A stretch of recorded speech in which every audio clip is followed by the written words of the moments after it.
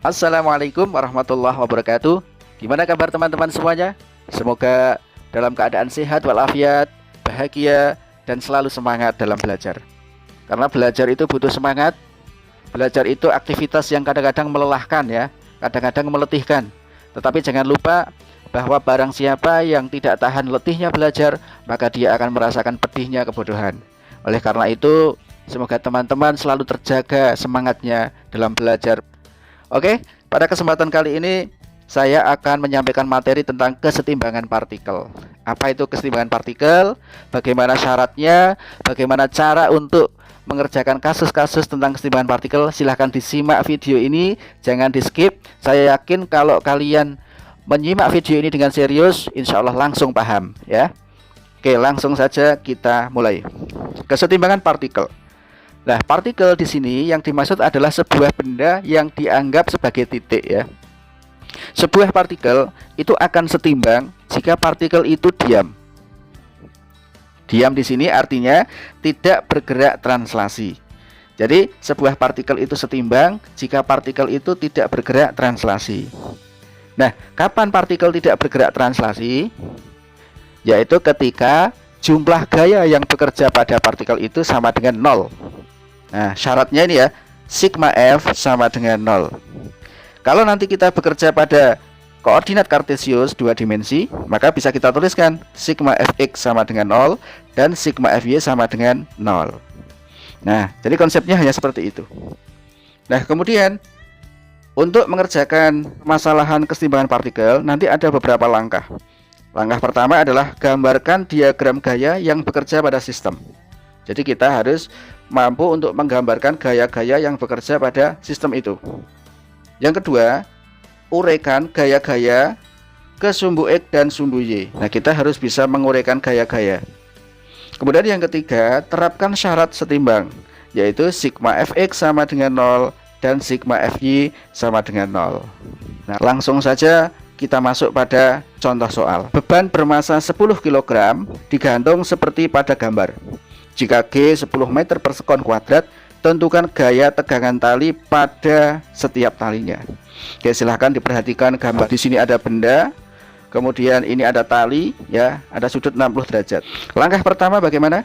Gambarkan diagram gaya. Oke, kita mulai dari beban. Dari beban tentu di sini ada gaya berat W. Adalah M kali G ya. Karena masanya sudah diketahui 10 kg, maka W-nya adalah 100 Newton. Kemudian pada beban itu ada tali, maka akan menghasilkan gaya tegangan tali. Gaya tegangan tali itu ditulis seperti ini, T ya. Jadi kalau dilihat dari benda, T itu arahnya ke atas. Katakanlah ini T1. Tapi kalau dilihat dari titik ini, maka T-nya arahnya ke bawah. Ini T1 juga. Berikutnya untuk tali yang miring, arah T-nya adalah ke sini, T2. Kalau dilihat dari titik ini. Tapi kalau dilihat dari atas titik ini, maka arah T2 adalah miring ke bawah, T2. Kemudian untuk tali yang horizontal, kalau dilihat dari titik ini, arahnya adalah ke kiri, T3. Sedangkan kalau dilihat dari titik ini, arahnya ke kanan, ini T3. Nah, seperti itu. Nah, di sini ada sudut 60, maka kita bisa mengetahui di sini sudutnya 60 juga. Untuk lebih jelasnya kita pindah saja gambarnya. Di sini T1 ya. Kemudian T2 yang ini. Sedangkan T3 adalah yang mendatar.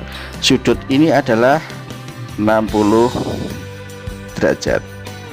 Tadi T1 karena W itu 100, maka T1 otomatis juga 100 Newton. Sigma Fy sama dengan 0 ya. Jadi T1 min W sama dengan 0, maka T1 sama dengan W. Ya, W nya 100, maka T1 juga 100. Kemudian uraikan gaya-gaya ke sumbu X dan sumbu Y. Nah, gaya mana yang perlu diuraikan? Yaitu gaya yang belum berada pada sumbu X atau sumbu Y. Nah, di sini berarti T2. Untuk T1 dan T3 sudah berada pada sumbu X dan sumbu Y, maka tidak perlu diuraikan. Yang diuraikan adalah T2. Nah, T2 kita uraikan ke sumbu X. Ini menjadi apa? T2X. T2X itu T2 dikali ya cos 60 derajat. Sedangkan untuk ke sumbu Y diuraikan ke sana, ini menjadi T2Y, yaitu T2 sin 60 derajat. Maka semua gaya sudah diproyeksikan ke sumbu X dan sumbu Y. Kemudian terapkan syarat setimbang. Di sini kan ada dua sumbu, maka kita analisis satu persatu. Yang pertama untuk sumbu X, sigma fx sama dengan 0. Lihat sumbu X itu sumbu yang mendatar. Ada berapa gaya pada sumbu mendatar? Nah, ada dua, yaitu T2X dan T3. T2X arahnya ke sumbu X positif, maka positif. Kita tulis T2 cos 60 derajat. T3 itu arahnya sumbu X negatif, berarti min. T3 sama dengan 0. Maka setengah T2 sama dengan T3. Atau kita tulis T3 sama dengan setengah T2. Nih. Nah, kita peroleh satu persamaan. Nah, kemudian kita analisis sumbu Y. Akan berlaku sigma Fy sama dengan 0. Sigma Fy nya apa? Pada sumbu Y ada berapa gaya? Ada dua juga. Yang ke atas T2 sin 60, yang ke bawah adalah T1. Yang ke atas positif, T2 sin 60 derajat, yang ke bawah negatif, T1 sama dengan 0. Sin 60 adalah setengah akar 3. T2 ini sama dengan T1. T1 nya sudah diketahui, ya kita tulis langsung aja 100. Maka T2 langsung ketemu. Berapa ini? 2 dikali 100, 200 per akar 3 Newton. Nah, T2 sudah berhasil kita temukan. Kemudian untuk mencari T3, nah langsung kita masukkan persamaan. T3 sama dengan setengah T2. Jadi setengah dikali 200 per akar 3. T3 jawabannya 100 per akar 3 Newton. Itu ya. Jadi berhasil kita temukan T1 nya 100, T2 nya 200 akar 3, dan T3 nya adalah 100 akar 3 Newton. Oke, sampai sini bisa dipahami ya. Baik. Nah, teman-teman, sebetulnya untuk menyelesaikan soal kesetimbangan partikel itu kita bisa menggunakan cara yang lebih singkat. Nah, seperti apa caranya? Kita simak setelah ini. Oke, kita menggunakan cara jemari. Apa itu jemari? Jelas, mantap, dan ringkas ya. Untuk menyelesaikan soal kesetimbangan partikel, kita bisa menggunakan aturan sinus. Seperti apa aturan sinus? Perhatikan gambar di bawah ini. Ini ada F1, kemudian ada F2, dan ada F3. Misalkan sudut sini adalah alfa, kemudian sudut yang sebelah sini adalah beta, dan sini adalah gamma, maka akan berlaku F1 per sin alfa. Lihat ya, F1 arahnya ke sana, sudut yang dipakai ini alfa, sama dengan F2 per sin beta. F2 nya ke sini, sudut yang dipakai ini sama dengan F3 per sin gamma. F3 nya yang ke bawah ini, sudut yang dipakai adalah ini.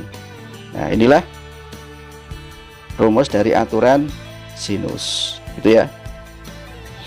Oke, langsung kita terapkan ke soal yang tadi. Nah, diagram gaya tadi kita gambar seperti ini. Yang ke bawah adalah T1, besarnya adalah 100 Newton. Yang miring adalah T2, sedangkan yang horizontal adalah T3. Sudut di sini tadi besarnya adalah 60 derajat. Maka kita perlu cari sudutnya dulu. Nah, sudut yang atas ini berapa? Kalau ini 60, maka yang ini 30. Maka kalau total adalah 90 ditambah 30, 120 derajat. Sedangkan yang ini adalah 60 ditambah 90, 150.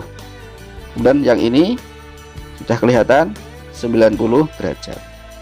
Maka langsung kita terapkan Mencari T2, kita bisa tulis T2 per sin. Sin berapa? Ya, sin 90 derajat. Jadi T2 yang ini, sudut yang dipakai ini sama dengan T1. T1 adalah 100 per sudut yang dipakai 120. Sin 120 derajat. Maka T2 per sin 90 adalah 1, 100 per sin 120 adalah, nah ini kalau kalian lupa mungkin bisa kita tulis ini. Jadi sin 120 itu sama dengan apa? Sin 90 plus 30 ya, 30. Kalau ini 90 maka sin menjadi cos, dan 120 itu di kuadran 2, maka sinnya positif. Maka bisa kita tulis cos berapa? 30 derajat. Jadi sin 120 itu sama dengan cos 30 derajat. Cos 30 adalah setengah akar 3. Maka T2 sama dengan dibalik ya, 200 per akar 3 Newton. Nah begitu, mudah bukan?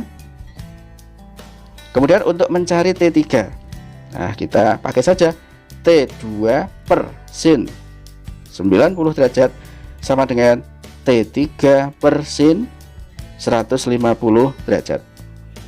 Maka T2 jadi berapa? 200 per akar 3 sama dengan T3 per sin 150. Dengan cara yang sama, pada saat kita mencari sin 120, kita temukan bahwa sin 150 adalah sama dengan cos 60. Cos 60 adalah setengah. Maka T3 sama dengan setengah dikalikan 200 per akar 3 adalah 100 per akar 3 Newton. Ya, sudah ketemu. Mudah bukan? Itulah cara jemariku ya. Semoga jemarimu juga sama dengan jemariku. Baik teman-teman semuanya, demikian untuk materi tentang keseimbangan partikel. Semoga bisa dipahami. Saya akhiri. Assalamualaikum warahmatullahi wabarakatuh.